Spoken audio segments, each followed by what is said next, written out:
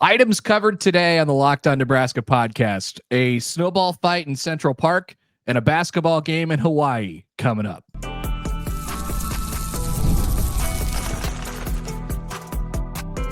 You are Locked On Nebraska, your daily Nebraska Cornhuskers podcast, part of the Locked On Podcast Network, your team every day. Thank you for making Locked On Nebraska your first listen every day. We are free and available wherever you get your podcasts and on YouTube, part of the Locked On Podcast Network, your team every day. And today's episode is brought to you by GameTime. Download the GameTime app, create an account, and use the code LOCKEDONCollege for $20 off your first purchase. Okay, welcome into the Locked On Nebraska podcast. I'm Mitch Sherman from The Athletic. Connor Happer is here with me from 1620 The Zone. Hope everybody enjoyed their Christmas. Welcome back to the other side. We now count down to New Year's Eve.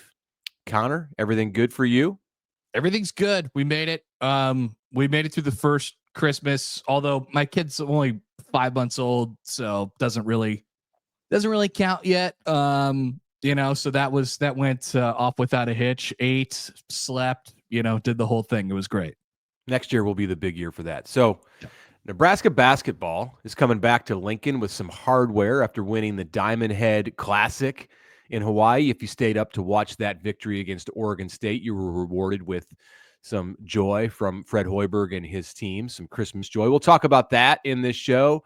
Nebraska football is well into its New York state of mind. As Connor mentioned in the open, there was a snowball fight in Central Park on Christmas morning. We will discuss what's going on in the Big Apple. But first, the portal, it just keeps on giving to Nebraska in this holiday season. 2 more new Huskers joined the mix over the Christmas holiday. Wide receiver Dane Key, that's a big one, from Kentucky. And then cornerback / return specialist Andrew Marshall from Idaho. So right off the top, Nebraska beat Georgia, like legit beat Georgia to get Dane Key. They were, the fans of the Bulldogs were exasperated by this decision. Georgia wanted Dane Key. Andrew Marshall was coveted by Miami. In fact, visited Miami after visiting Nebraska, which isn't always the greatest sign if you're in the mix to get a player who's coveted by the likes of Miami, and he goes to Miami after visiting Lincoln. But he picks Nebraska on Christmas morning. So let's start with Dane Key. 6'3", 210 pounds, caught 47 balls for 715 yards at Kentucky last year. Georgia wanted him, as I mentioned. He's got 1 year of eligibility.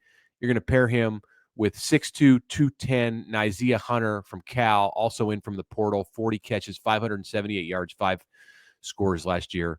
So what do we make of these 2 Nebraska wide receiver ads, headlined here by Dane Key, the latest? Great additions. I mean, really, really good ones. And Key was the guy who, at first, people sort of identified and said, whoa, with Da'Kill Shorts coming over from Kentucky. That's a guy who, could enter he's played 3 years at Kentucky. He's been basically equally as productive in each of the 3 seasons, about 600 or 700 yards a year. Been a pretty good wide receiver, and for them consistently over the 3 years. So that's worth something. It's worth a lot, actually. So getting him is such a huge get for them. And then you added another starter, I think, in Hunter a couple of weeks ago. So I think you get 2 starters at the position, just as you did last year, with Banks and Nair. And I guess we could make comps to that situation.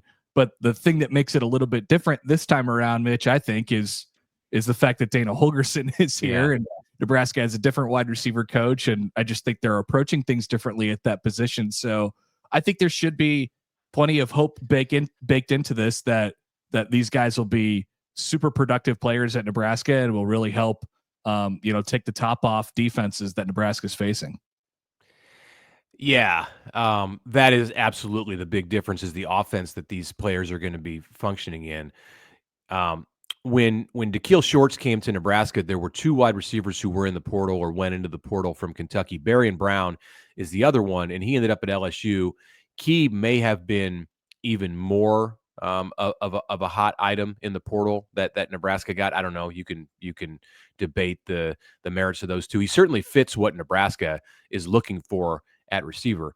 And I will say, like, it's December 26th. So we got a long run up to the game at Arrowhead Stadium in August. And there are going to be many opportunities to look at the roster, look at the offense, and start to talk about what Nebraska might have at wide receiver.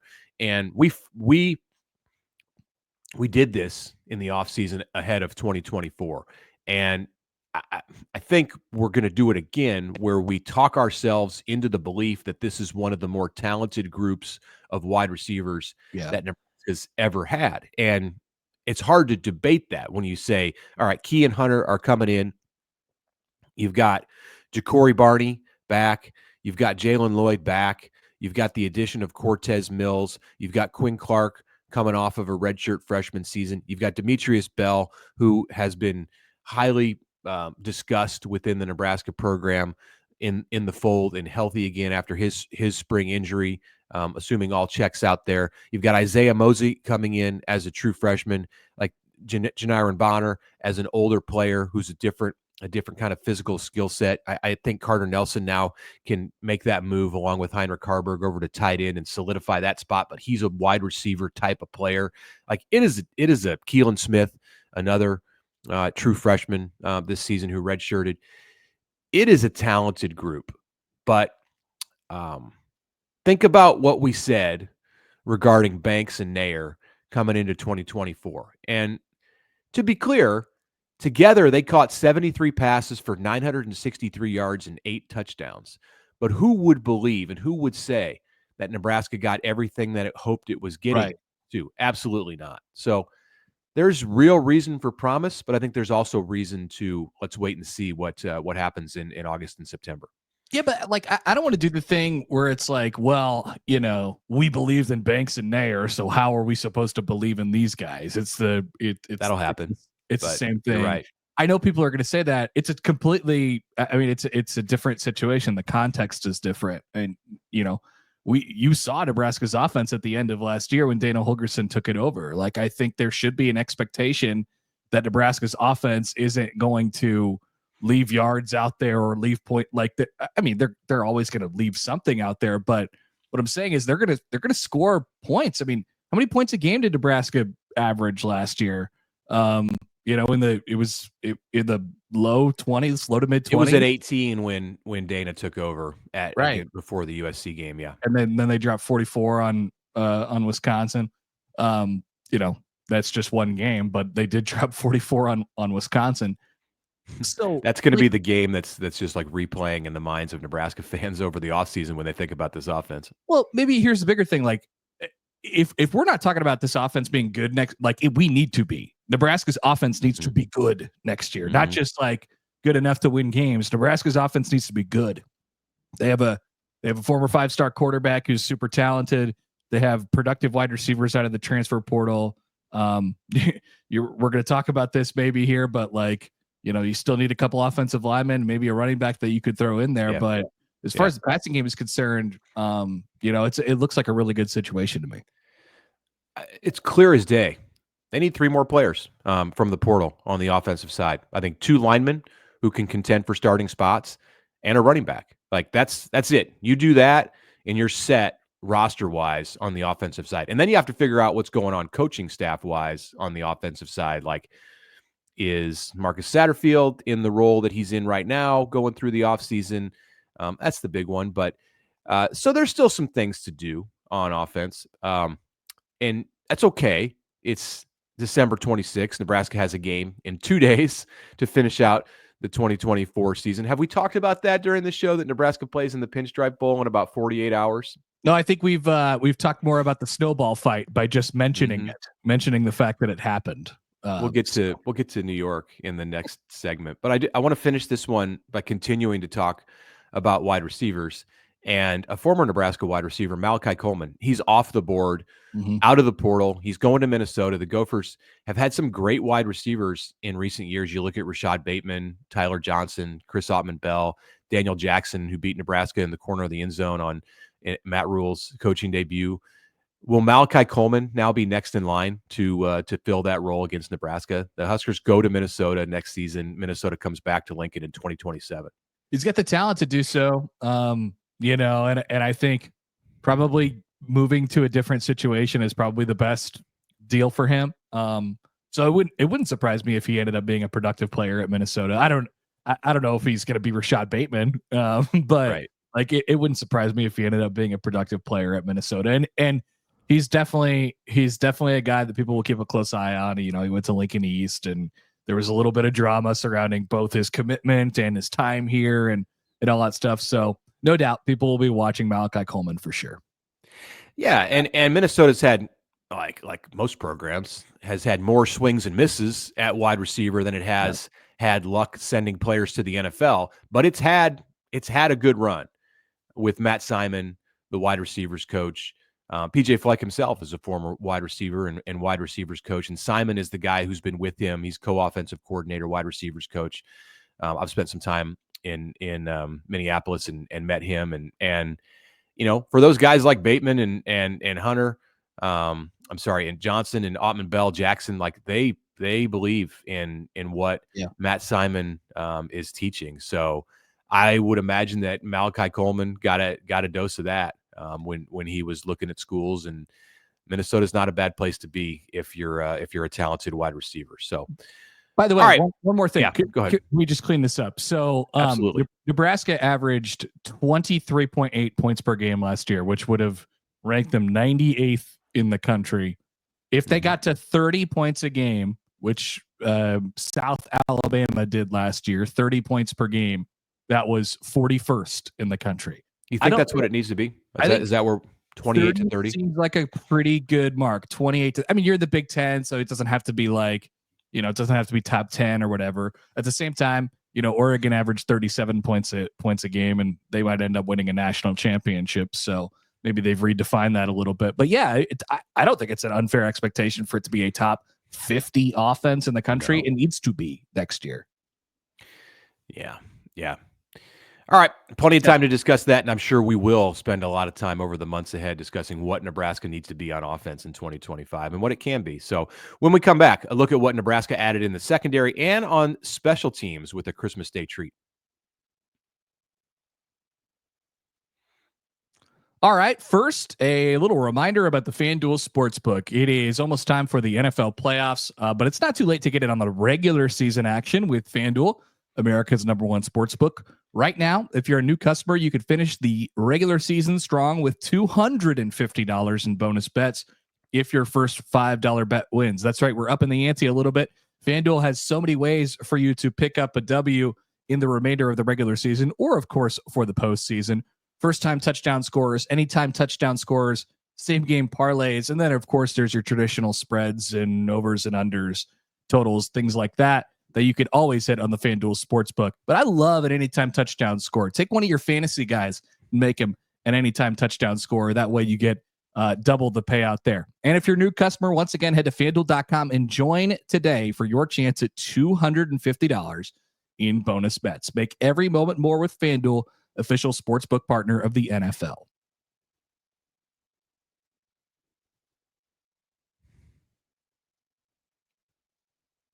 All right, welcome back. Connor Happer and Mitch Sherman with you. We talked about Dane Key, an important addition for Nebraska on the offensive side. Let's shift over to the defensive side. An interesting one, and a Christmas gift. You woke up and there was Andrew Marshall under your tree. If you're a Nebraska fan, Andrew Marshall has played the last 2 years at Idaho, originally from Southern California.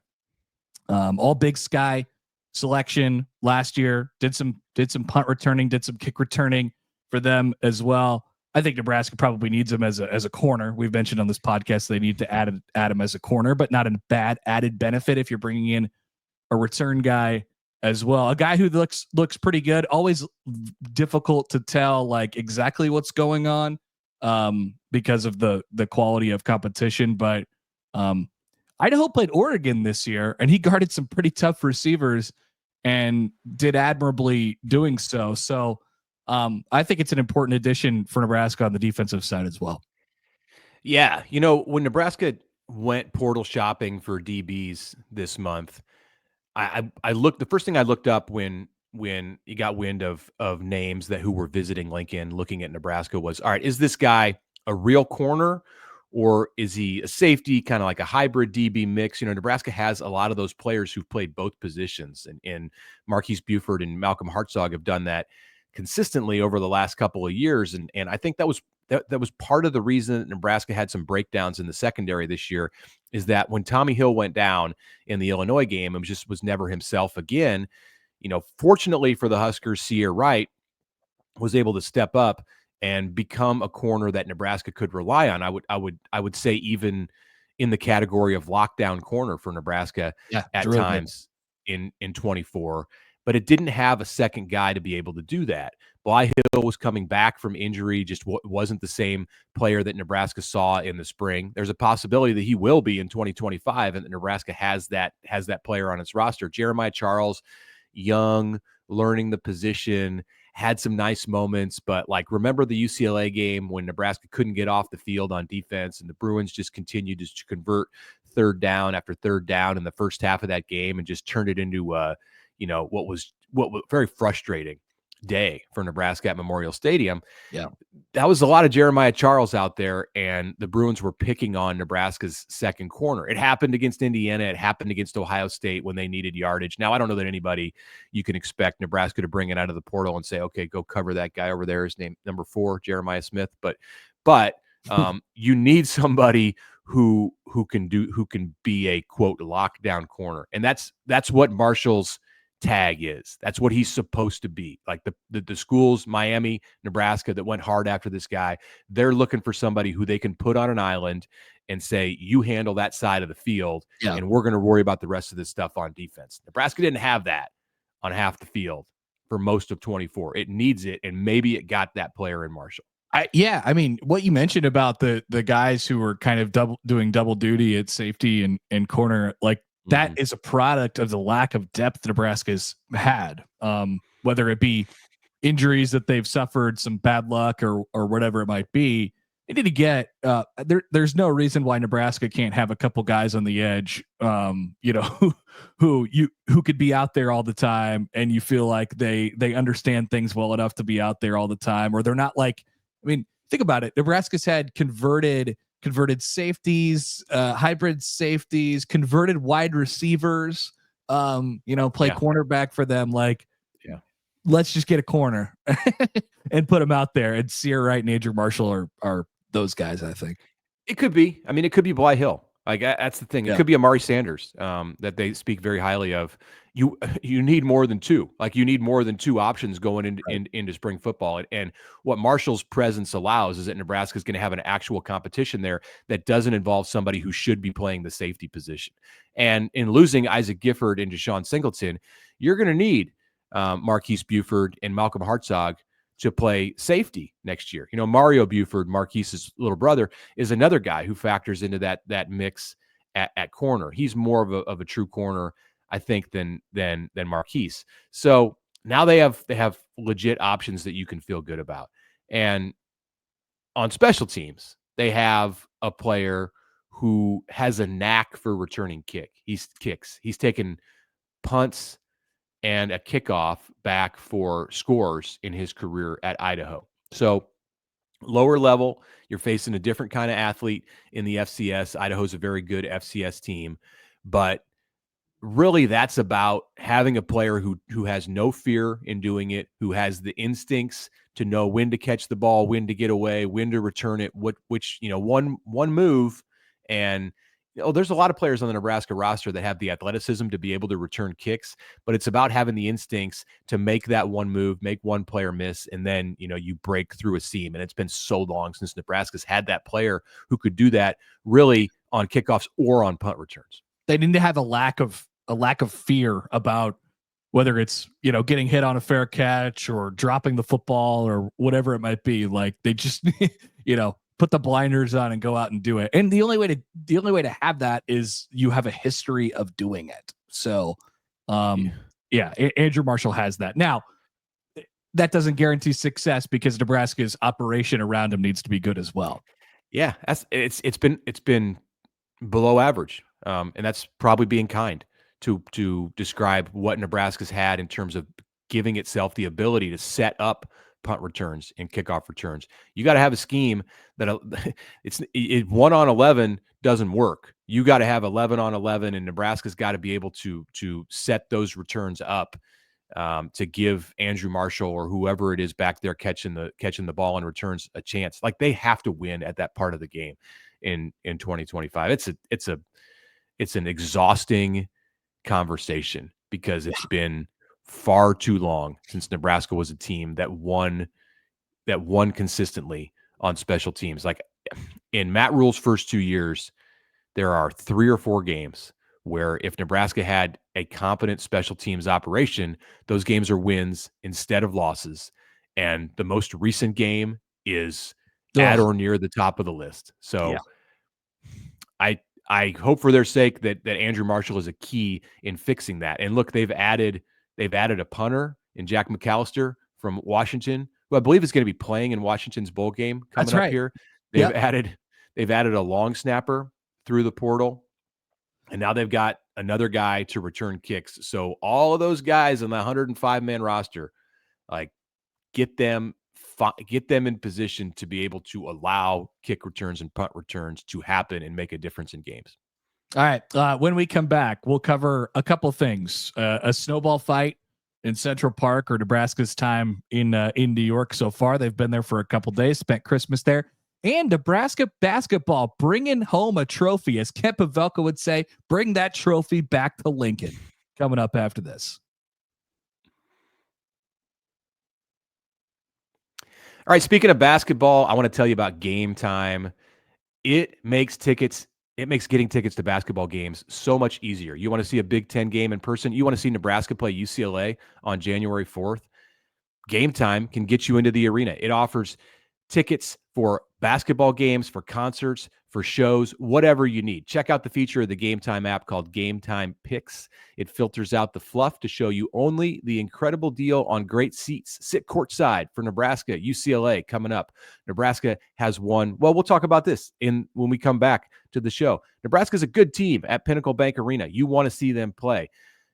GameTime allows you to customize your spot in the arena. I love that you can get curated deals to make it easier to find the best price on great seats. It provides seat views before you buy. There's the super deal, a unique feature that you need to examine. It allows for event cancellation protection, job loss protection, and as always, there's a lowest price guarantee. So take the guesswork out of buying tickets with GameTime. Download the app, create an account, use the code LOCKEDONCollege for $20 off your first purchase. Terms apply. Again, download the app today. What time is it? Game time.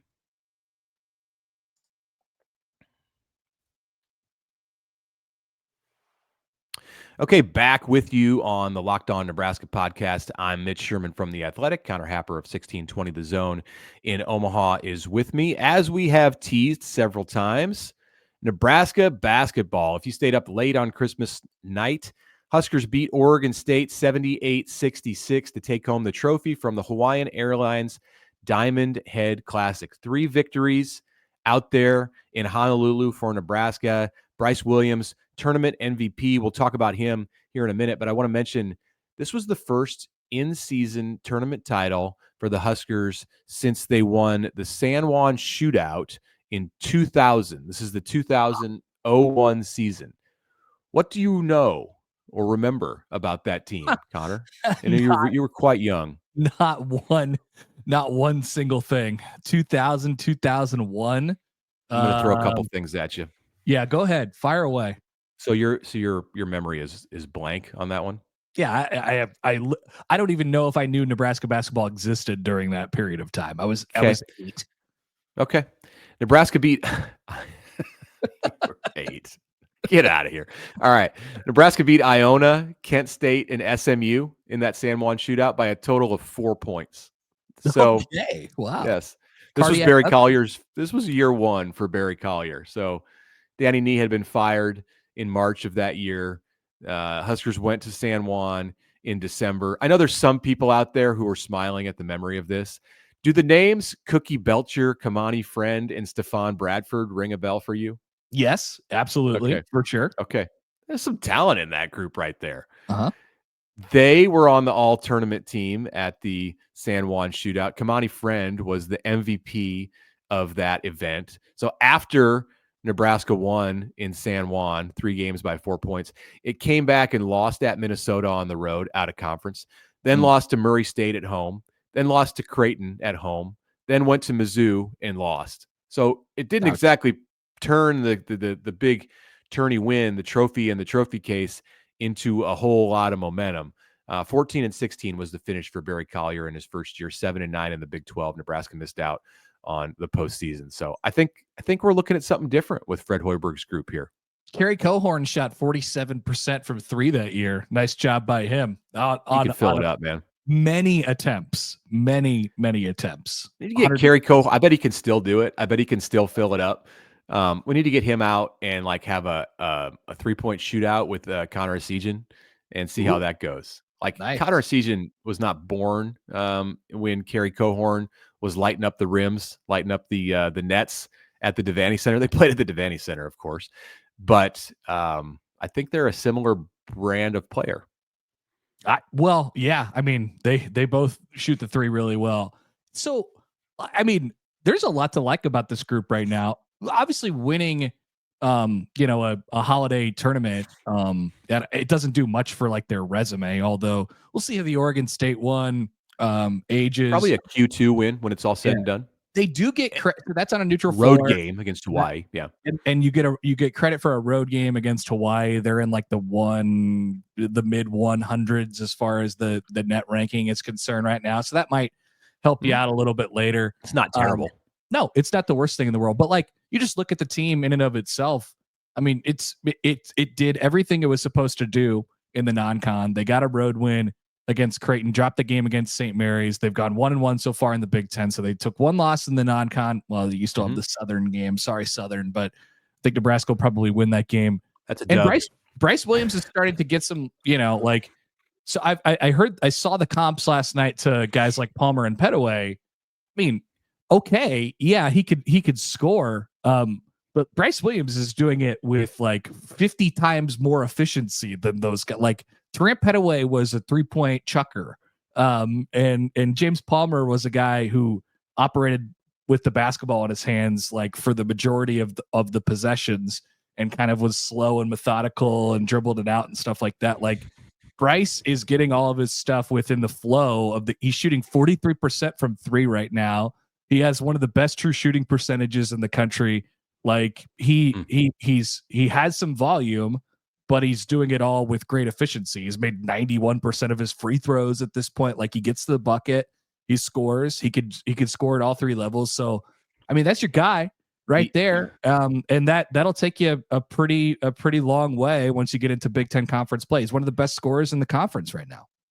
Yeah, and you got some of the talking heads in basketball on social media who were touting him as an all Big Ten kind of player. Juwan Gary is a stud. He does everything for Nebraska basketball. He had 21 in the game against Hawaii. He had 14 last night.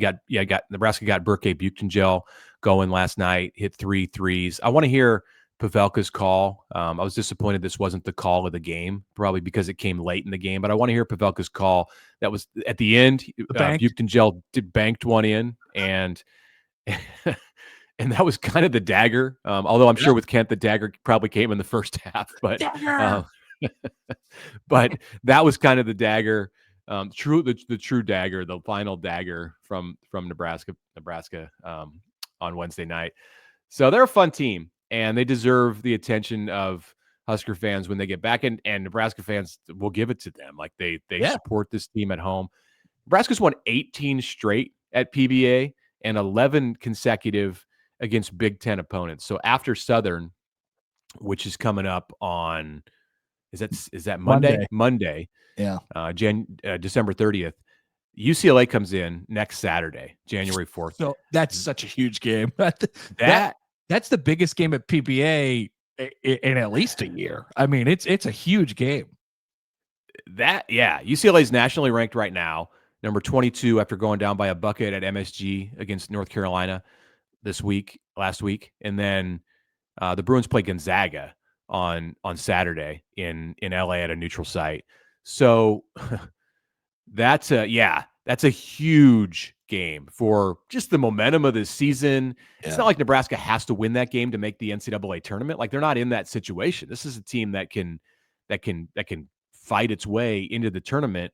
In this, it's not even like a narrow path at this point. Like, it's there for them going into the flip of the calendar. But like this one starts to get you in the conversation where it's like, all right, let's not be on the bubble at the end of February. Right.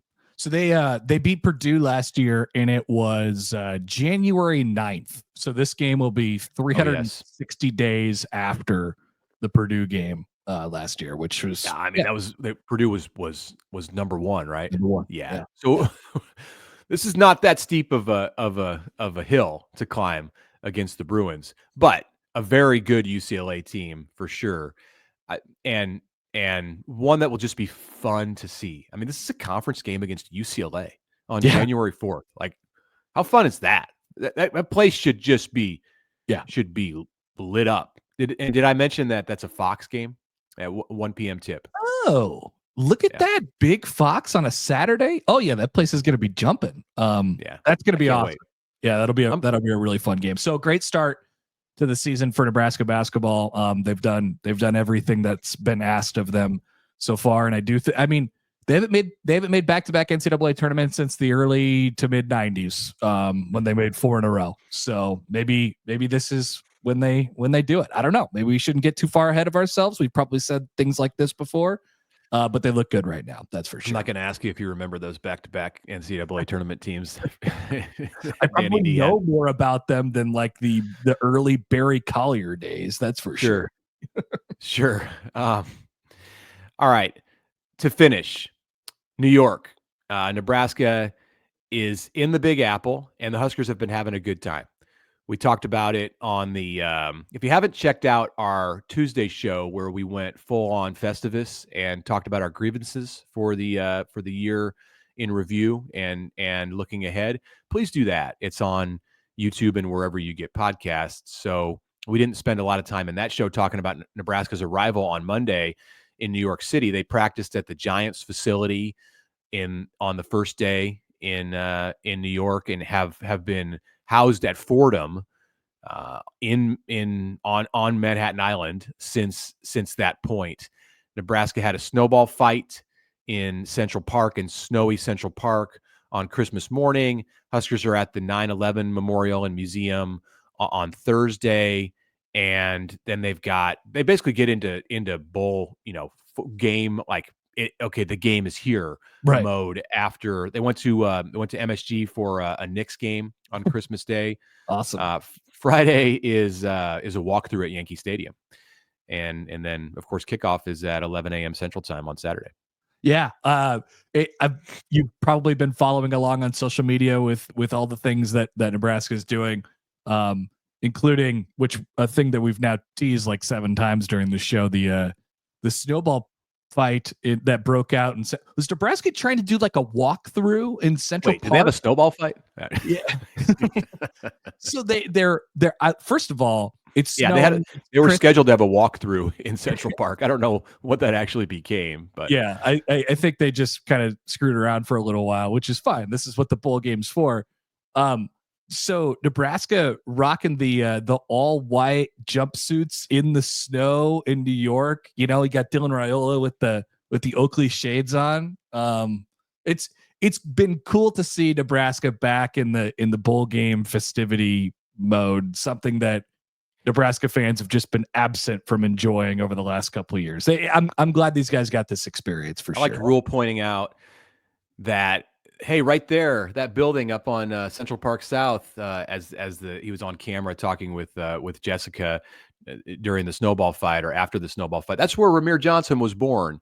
And I mean, so for some of the Huskers, like Cam Lenhart and Ramir Johnson, hey, this is a great time. Like we've seen video of them in Times Square. They did go to see the Rockettes, the Radio City Music Hall Rockettes. Classic.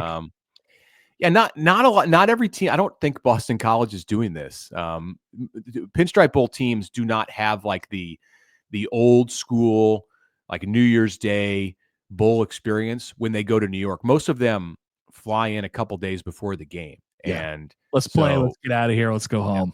Nebraska did the whole week, which is good. And they earned that opportunity. They deserve it. And now you got to go play. I can tell you, for being, you've done this too, Mitch. You've been in New York for 4 or 5 days at a time. At the end of the 4 or 5 days, you're exhausted. You've walked 70 miles. Yeah. So hopefully Nebraska can find the energy to play well on Saturday. And then final thing, the ex-Huskers, the 18 of the 2023 seniors are flying in on Friday morning from everywhere from Sacramento, if you're Nick Henrich, to Frankfurt, Germany, if you're Nuri Nuili, to a bunch of them that are flying out of Omaha on Friday morning. They will be there with the Huskers in Midtown Manhattan on Friday, leading up to the game at their hotel, and then in the stands. I imagine this will be something that gets mentioned during the TV broadcast, as it should. Matt Rhule is footing the bill to send these guys out to New York and be a part of this thing. Very cool. Very, very cool. So now we turn our attention fully to we get one podcast to talk about the bowl game, and we'll do that tomorrow. Sound good? Yeah, we may talk about it. That's coming Friday. Yeah, that's it for us today. Appreciate this being your first listen. For your second listen, we have the Locked On Big Ten podcast. You can check that out. You can find Locked On Big Ten on YouTube or wherever you get your podcast. Talk to you tomorrow.